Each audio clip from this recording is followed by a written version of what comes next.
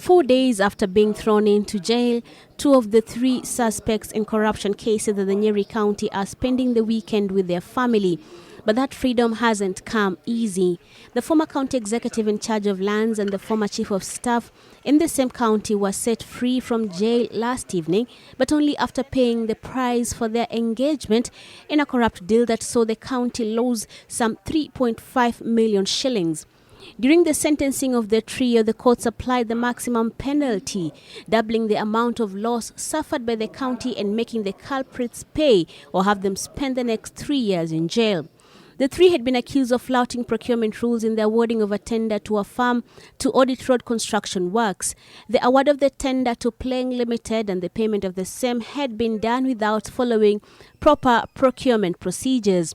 Not only were they fined 400,000 shillings each, they were sentenced to 3 years in jail or subjected to the payment of 7.5 million shillings each to avoid serving this sentence.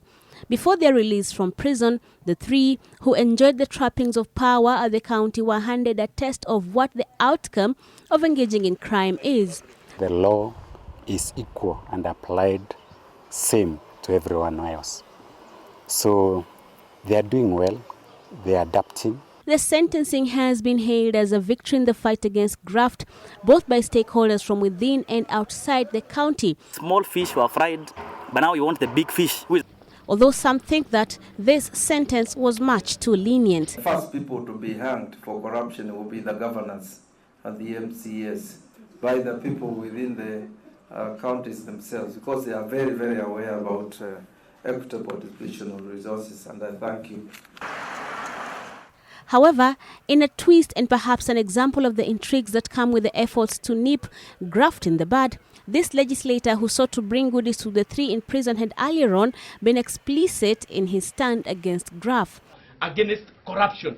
We are very serious about this, and Nyeri is very serious, and Nyeri is watching. He maintains that the visit had nothing to do with the consequences of the actions of the 3. Akufai wakati wa dhiki ndiye rafiki, so I came here as a friend.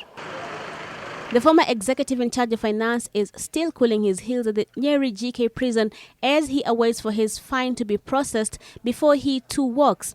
But even as he walks, this pronouncement from the president will be his reference point. Let's stop the rhetoric and let's see the action. And when the action happens, let's not start saying people are being picked on.